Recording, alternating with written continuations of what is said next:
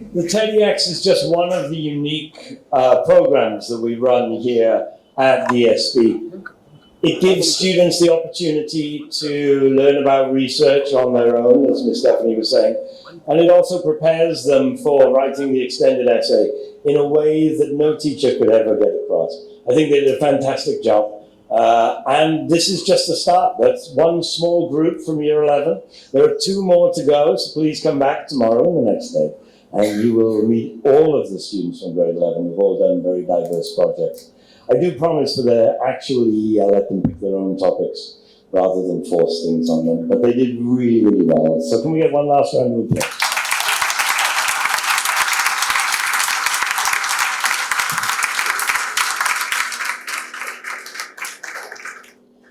Everyone in this room is on a learning journey. We've all been through education in one form or other. For many of us, we are very, very thankful that that is now finished. For others of us, it is still ongoing. The year 11s have just started the second part of their learning journey, and they'll go on to university and go on to do many more things, and some of them will stay in education for the rest of their lives, much like myself. However, all education is run by people. People decide where an education starts, an education stops. And more importantly, on that journey, they decide what type of road it's going to be. Will it be a highway? Will it be a lane, a winding lane running through a meadow? Or will it just be a bumpy road in the back of Mumbai? The people who decide that at this school are the leadership team, made up of Ms. Stephanie, myself, and others. And I'd like to invite them up for our final section today, where we will get to ask them some difficult questions, and maybe the students can have a little bit of revenge. Please come on up, leadership team.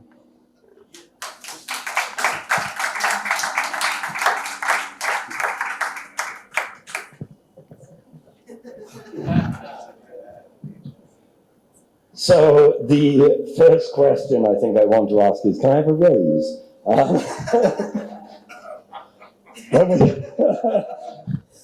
When we were thinking about this section, we were thinking about a way in which we can introduce both ourselves and how we see DSB, and do that through a way of really sort of approaching the key questions of education, many of which will be tackled by minds far better than ourselves. Over the weekend, we've got a lot of guests coming in from outside the school who will be talking about different studies and different research.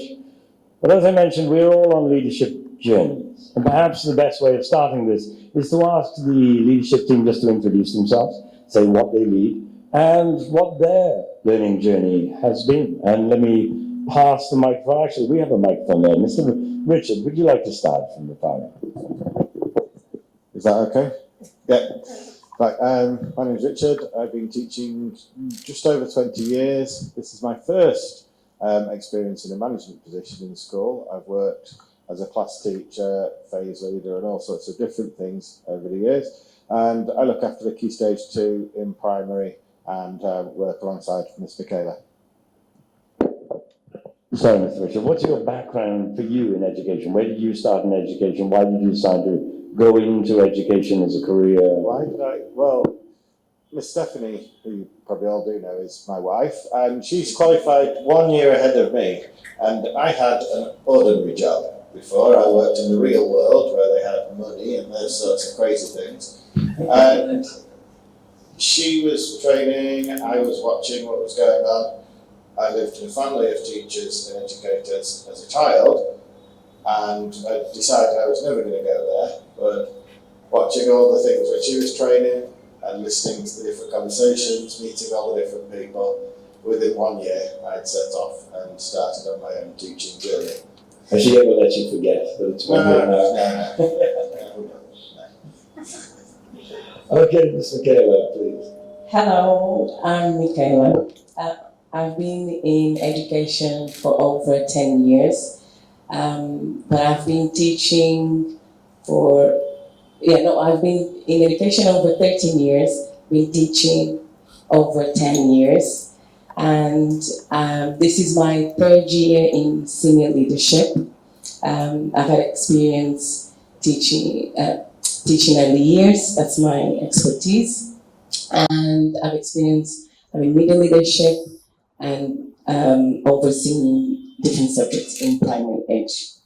The reason why I went into education was at an early age when I started supporting my little cousin in his homework, and he did have learning needs, so it's dyslexia to be more precise.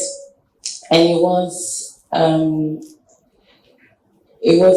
good to see the contribution that I had and the pride that he had when he succeeded. And I wanted to make this the same, other children to feel the same. So I want to make a difference. Fantastic, thank you. Ms. Stephanie. As you all know from this evening, I'm Miss Stephanie and I'm the Director of Learning and Teaching. I'm not very pleased he said over 20 years, it has to be said, because he's also just told you that I qualified a year ahead, which kind of ages me, but it is a really long time. The thing which got me most into education, in fact, was my determination not to be a teacher. So, like Richard, my family is also a family of educators, and I absolutely was not going to be a teacher. In fact, I wasn't going to be a teacher right up until the moment I became a teacher. And it was one of those moments on my very first teaching practice that I walked into a classroom and went, home. And that was that. And it's one of those, I've tried to not be a teacher. I've tried leadership, I've tried being outside of teaching, but I kind of came back because, fortunately, this game is very, very addictive. Very nice, thank you. Hi, I'm Howard, I'm the principal. And? Learning journey. Learning journey, okay. So, Actually, can I ask you, why did you decide to become a teacher in the first place? me, because whilst I really enjoyed my job, I was an environmental consultant. It was a job where there was no direction.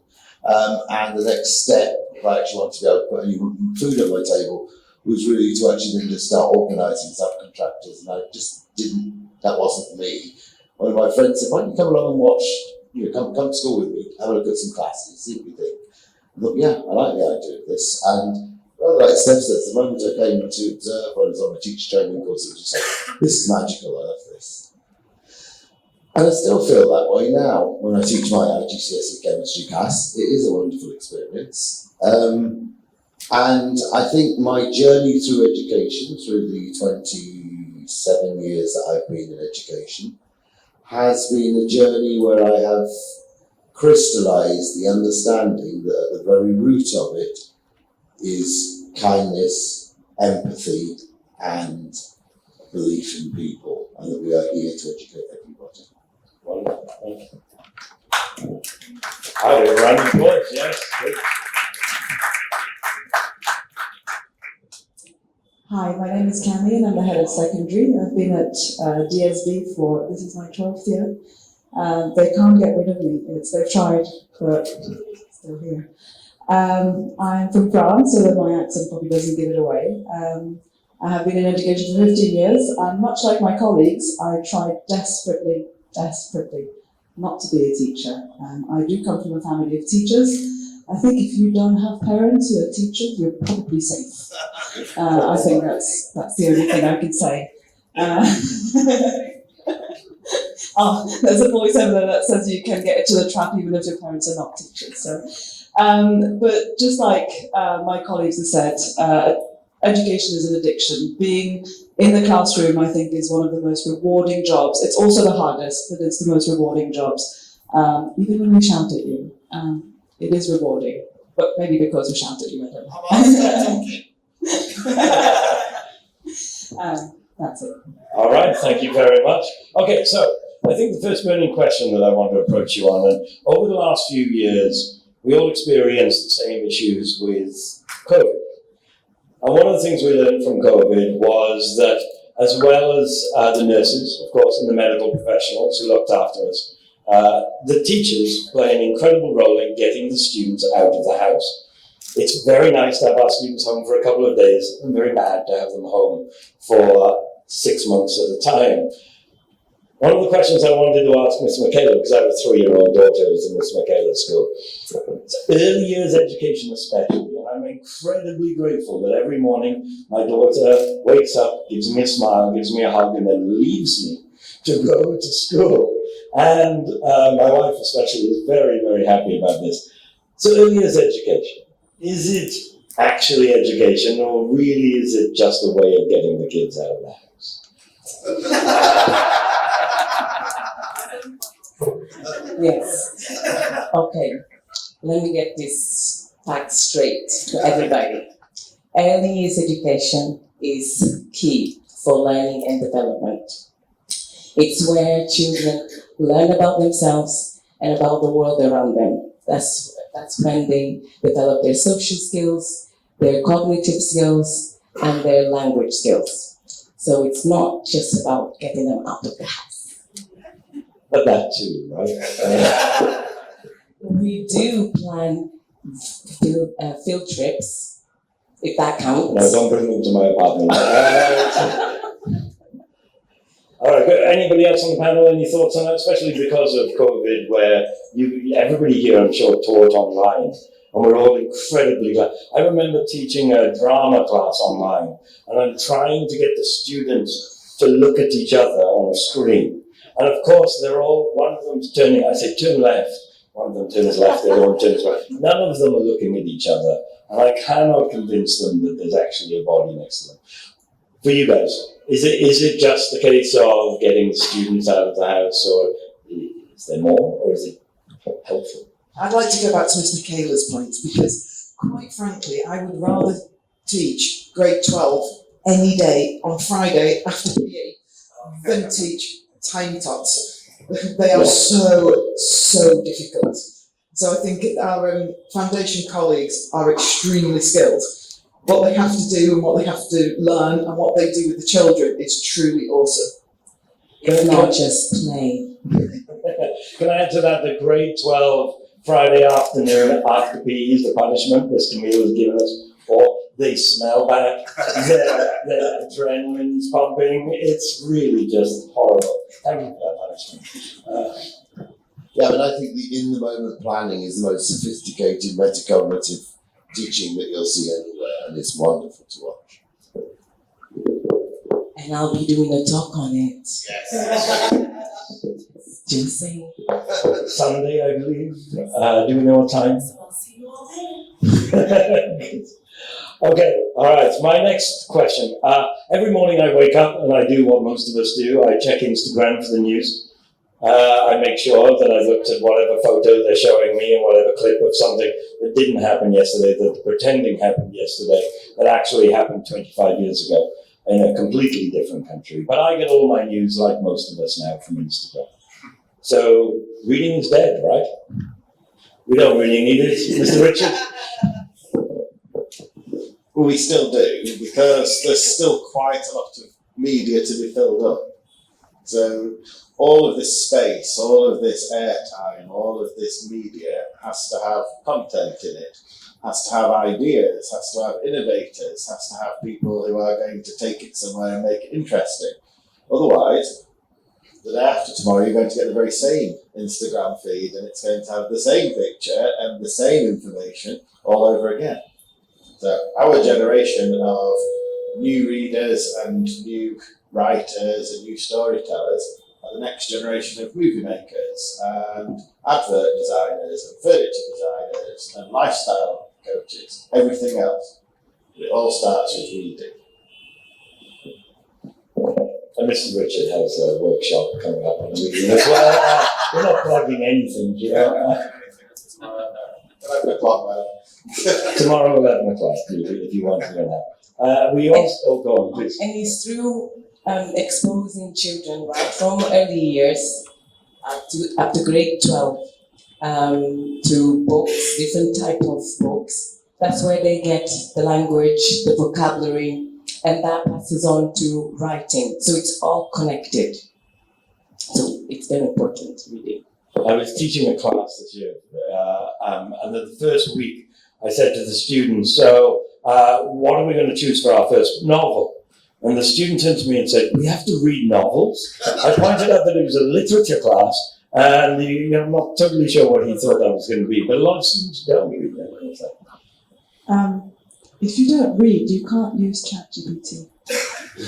So reading That's a rule of the is school. not read, and therefore that is why style reading is so important, because you're building the skills for you to be able to use the AI most effectively. It's like to point out, I can read perfectly well, but I certainly can't use Instagram. So clearly, Okay, all right. So our third question. As I started off, I'm a parent. I have a 3-year-old, and as a parent, what advice would you give to me, apart from pushing her out to your school every day? What advice would you give to me? How do I help bridge that gap between pressuring them at home, sitting down my 3-year-old daughter with the alphabet book every day and getting her to repeat after me until she cries, or on the opposite end of that, of just letting her watch TV forever? How do I engage meaningfully with education as a parent? I'm qualified to answer that. I've got a 3-year-old as well. So what the answer I always give, I'm going to hand it over to you afterwards, obviously, but the answer I always give when we have these conversations in every single FS grade coffee morning is share with your child your loves, your passions, your interests. And through that will come the language and the cognitive development and the higher level thinking. I love that. And by following the children's interest, you'll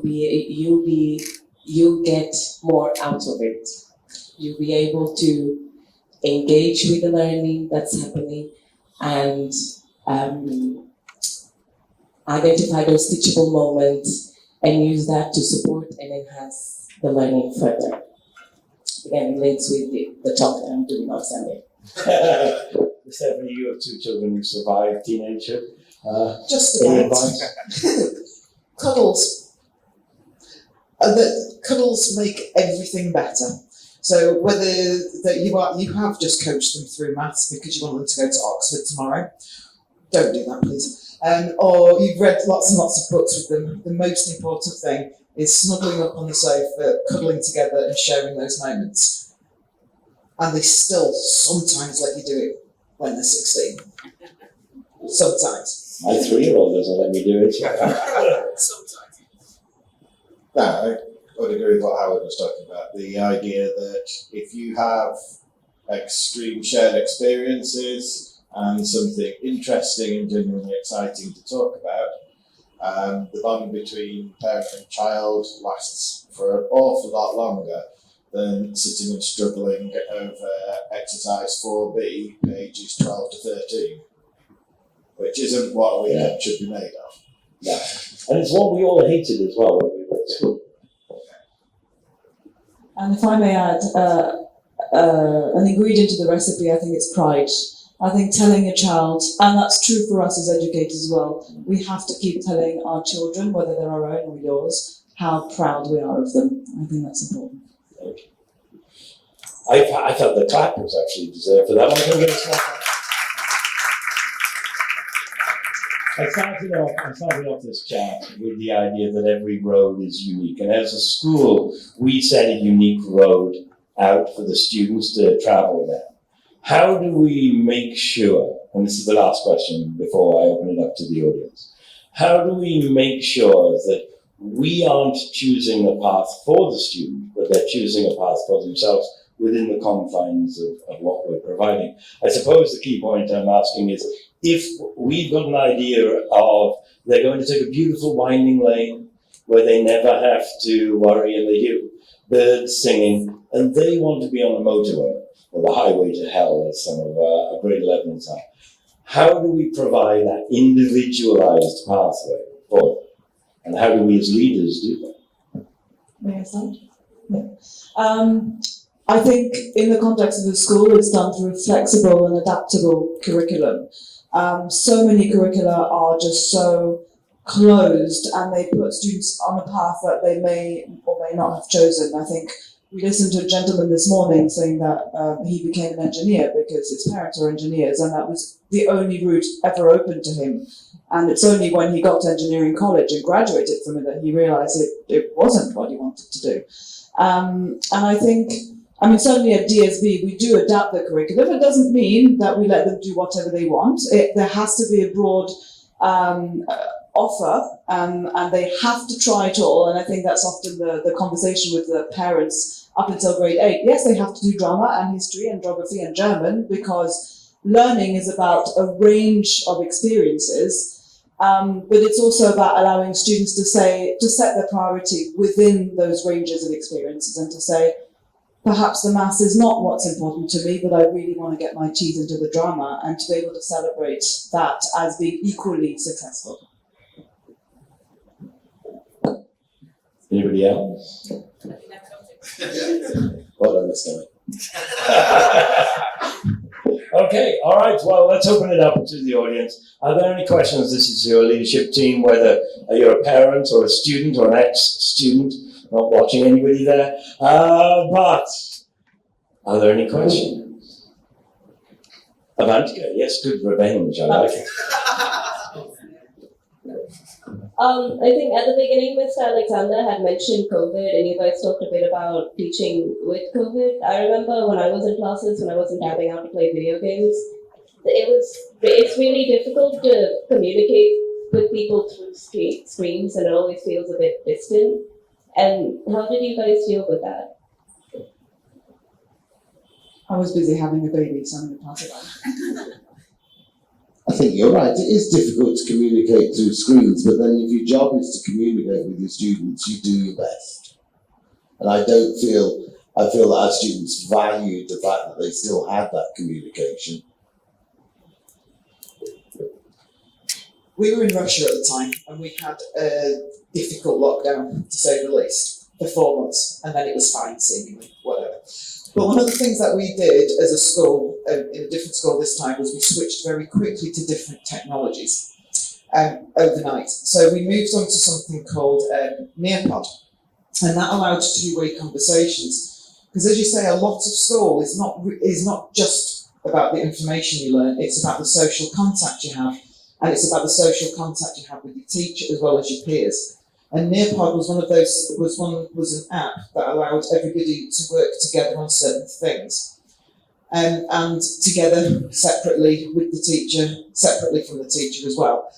And I think as educators, one of the things that we always are good at is innovating and trying new things out. So yes, COVID was awful, and we never want to repeat it ever again. But from that, I learned an awful lot more teaching techniques and what to do and how to keep people in contact than I would have done had it not happened. And I think sometimes we have to look at the good in bad situations.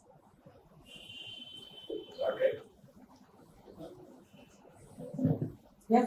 And So similarly to Ms. Steph, I also taught online when I was in Abu Dhabi. I was teaching 3 to 5 year olds online. Yes, so you can imagine how it was. But the key was to do practical activities and to support with the communication. We use Microsoft 365, where you have the opportunity to put into groups. So whenever they did activities, I would then put them into groups to reflect, and I would come into those groups to ensure they were engaging with each other and prompting them, because at that age, that's what they needed. And another key, because they were so young, were the adults in the house, the parents. So they were my right and left hand. They were, without them, I wouldn't have been able to do my job. So parents are key. Yeah, I suppose I was, before COVID, would have been one of the worst IT operators ever. And just need meant that I had to learn. Other people had already used Zoom, other people already knew what that was. Other people already were doing video conferencing and doing interviews that way, and I'd never done anything like that. But when we started with the COVID school, we had to, and the expectation was that I was online at 9:20. I've got a whole hour to turn my whole curriculum into an online curriculum, and I was expected to be online at 9:20 delivering. And the miracle was that for 4.5 months, we all weren't.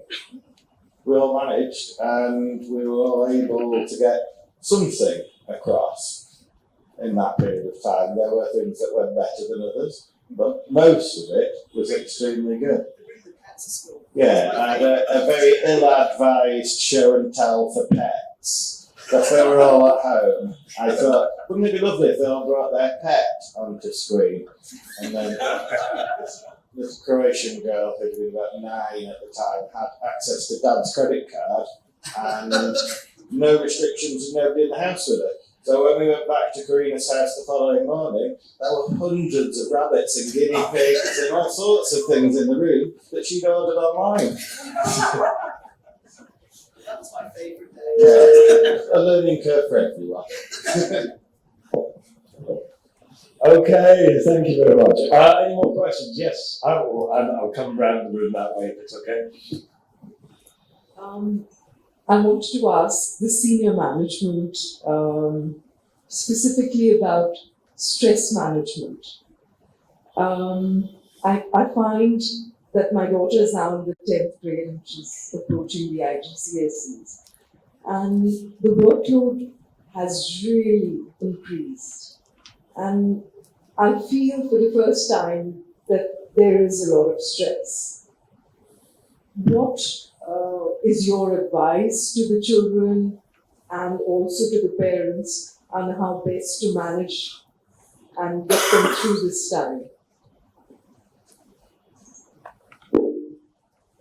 Yes, I've just lived through this as a parent as well. So my second time and my last time. But I think today at lunchtime was a really, really good example of how we were managing stress in the IB centre. I think we upset pretty much the whole of the rest of the school. But we had impromptu karaoke and cake. It was special. It was really good fun, and I think the thing for both parents and us as teachers is there has to be work, there has to be deadlines, it has to be done.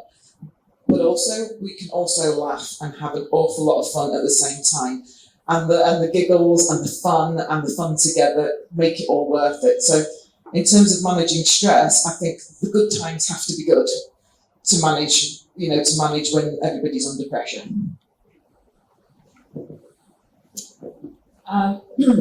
Besides karaoke, which is very effective, I would say perspective. Unfortunately, and that will be the topic of my talk tomorrow, we continue to be bound to universities that want to see predicted grades and they want to see transcripts, and that is a complete obsolete and backwards way to judge quality in students. And we've all lived through this, we've all had exams. Put your hand up if you remember the details of the exams you took when you were 16, the actual grade that you got. I don't. Nobody's asked me for them since I was 16. And I think, of course, children want to do well and parents want them to do well, but they don't define them and they don't really define their futures. Somebody who's going to do well is going to do well, regardless of whether they got an A star in mathematics or whether they got a C. And I think they don't have that perspective, of course, because it's ahead of them. We have that perspective and we have to be consistent in that messaging of, no, your IGCSEs do not define you. And perhaps one day universities will hear that as well. Can I just say that stress, like everything else, is an individual thing, and our job is to teach the individuals in front of us. And some children can be, stress is not a bad thing. It can be a good thing as well, it can be a positive thing. It's our job to recognise when it is one and when it is the other. I think that's important. Absolutely. Okay, thank you. There was another question over here. I'm going to go around that way.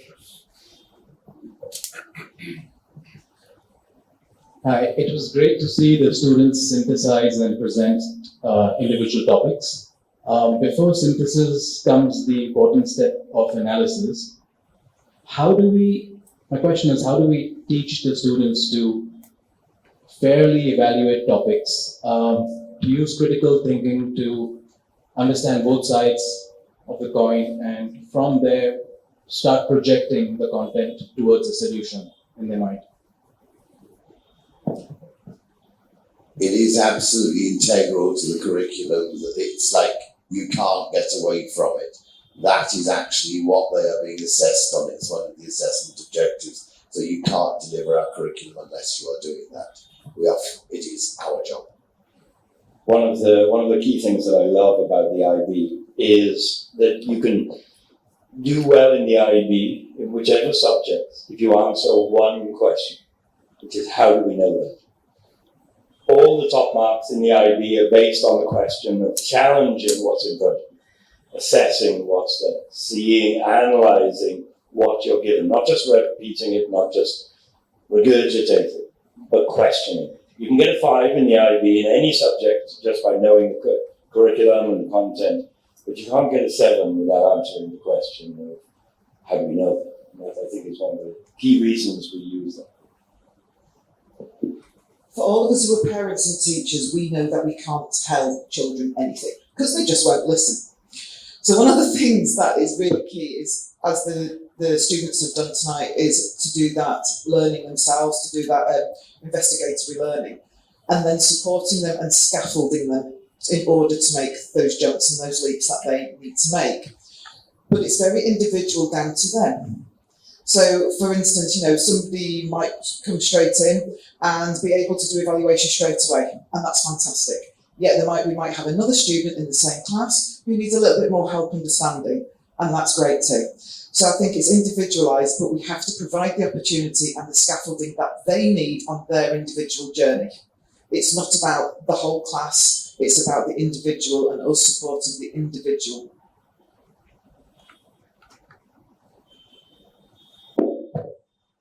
When we start low enough down the school, the choices that they're making in grade 5 are only fairly limited. They're choosing, we're doing at the moment, have a right and wrong topic, and they can debate and argue.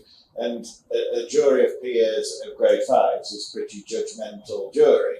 They're going to tell, this is the most terrible thing in the world, how could you possibly start that argument? And then hear one more piece of evidence, and as a class, all shift, and it's like, oh no, we've changed our mind now.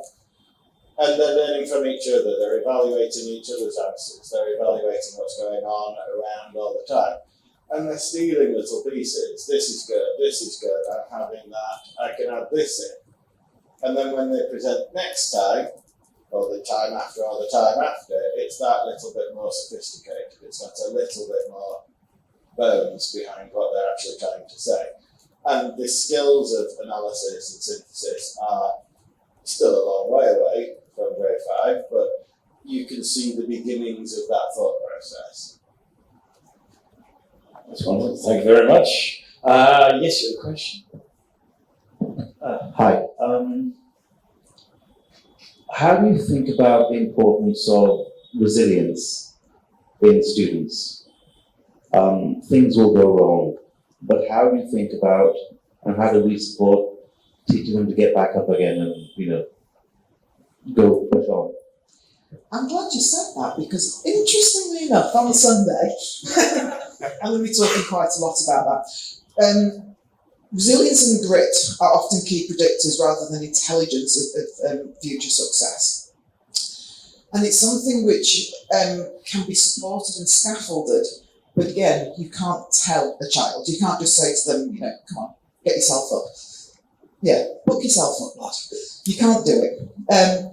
They can be shown and they can be given opportunities, and we can encourage. I think sometimes as parents as well, we want the best for our children. When they fall over and hurt themselves, we dive in straight away and we want to cuddle them and take them back up to their bedrooms and make sure everything's okay and give them a present, perhaps a helicopter, just to make sure that they're okay. And I think one of the hardest things for us as parents when the children were small was to stand and wait a little bit to see if they were actually hurt or whether they were looking for attention a little bit or looking for that. And I think it's we do that as teachers as well. we stand back just a little bit and see, okay, do you need us? Or are you okay right now? Can you get back up? Can you sort yourself out? And I think we can gradually make that gap a little bit bigger and a little bit bigger and a little bit bigger. But I do think as a community, the work between teachers and parents and each other is we help our children develop that rather than smothering them in cotton wool and wrapping them up in a duvet and never letting them out ever. I think we agree with you, it's very, very important. We really do. Okay, thank you very much. I've got time for one last question. Oh, yes, of course. Yeah, a question to the management team of the school. From my experience, the most important thing that the school and teachers can teach children is the joy of learning. And how do you teach your children, your students, the joy of learning? And how do you, as the leadership team, teach your staff to teach the joy of learning? Not an easy question. Let's go. Everybody likes to see themselves be successful, and I think a good teacher is a teacher who has made every single child feel like they have been successful at the end of the class, and it's making that success, that progress, that learning visible. And it doesn't matter, for a student it might be a little bit, and for another student it might be a lot, but getting every kid to leave your class thinking, I know more than I did 45 minutes ago, despite my learning difficulties, despite the fact it's not my favorite subject or whatever.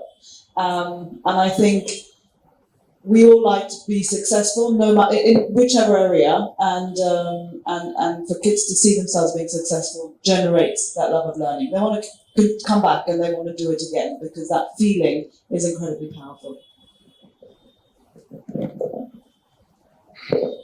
I have something that Howard's mentioned a good few times over the past 12 months. The children can tell when things are authentic. The children like doing things that feel like they're for a purpose, that feel like it's got growth in it, that feel like it's on a journey of some description. Tasks for task's sake is a lot harder to sell. It's a lot harder to get anybody enthusiastic with. So I think if we treat our colleagues in the same way that we treat the children, and we are forward focused and everything is authentic in what we're trying to achieve, then people will want to take that journey.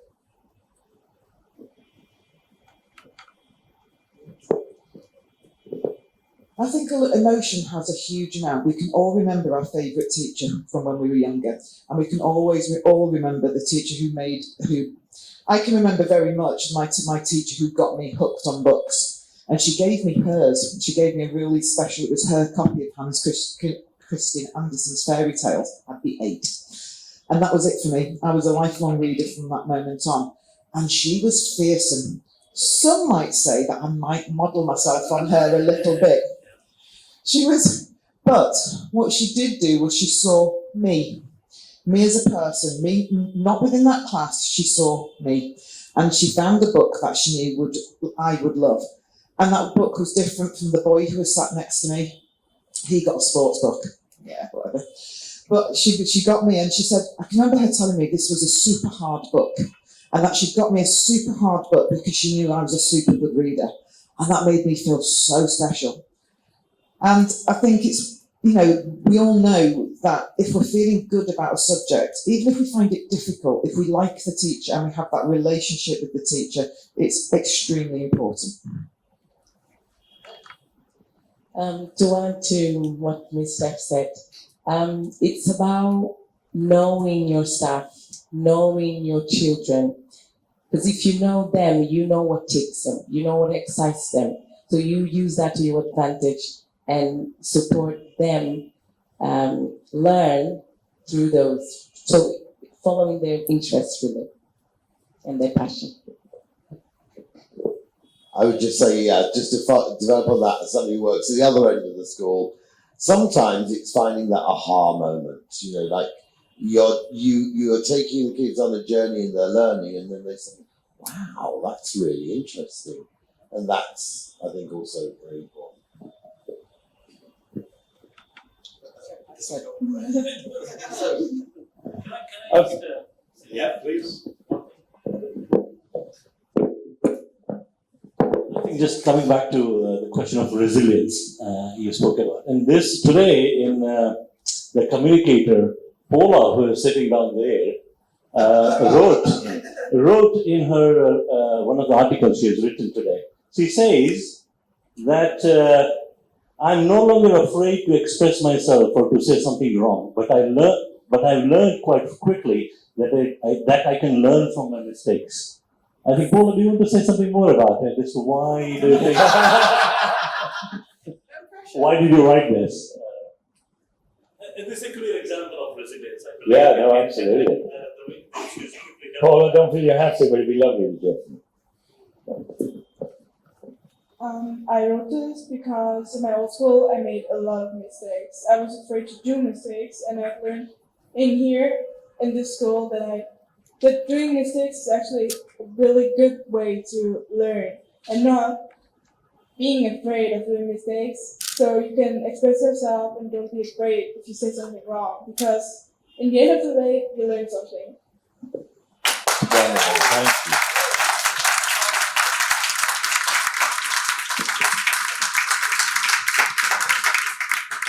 Okay, thank you, everybody. Time has got away from us, so we're going to tie up. But I want to leave us with a thought that I think links to what Paula was saying there. We're all on a learning journey. Whether we're in business at the moment, we're learning about the projects that we're about to do or the clients that we're dealing with. Whether we're in education still, as our young people are over here. Whether we're learning about a new person in our family, as we are, or whether or not we're just learning about how to use the internet as properly as Mr. Richard is. We're all on a learning journey. What I'd like us to do as we leave today is just reflect on what have we most enjoyed about our learning? What piece of learning has affected us individually? Just as we go home, really think about that. What has made us change? What has made us grow? A huge hand, first of all, for our leadership team. They've been very good support. We're going to hear a lot more from us over the next 3 days, but you're also going to hear from other people. So you've heard a little bit about how we at DSB view education, but over the next few days we're going to see beyond that, how countries view education, how governments view education, and how we as parents, as students view education. There are workshops. The workshops are not for teachers, the workshops are for anybody. If you are a parent or a student or a teacher, you are in a learning journey. Please do come to the workshops. They're not specific to anyone. There are panel discussions which will say things like, is assessment dead? I had to plug my own panel at some point. Is assessment dead? And of course, that's a question that automatically you may think, well, that's for teachers. But I promise that's a question that all of us will be dealing with over the next few years. And there are speakers who are coming from outside and they're passionate about education. And that's catchy. And it's good to hear about what other people see as the future of education. Because we are at a nexus point in education. And everything will change in the next few years. So we look forward to seeing you over the weekend. If you can't come, we do completely understand. All videos will be on YouTube and will be available to watch, and we do recommend you do that. But obviously, we love to have you here, and we love to hear your questions. So thank you very much. I think we can finish with a big round of applause for our audience. Thank you very much, everybody. We'll see you later this weekend. Thank you.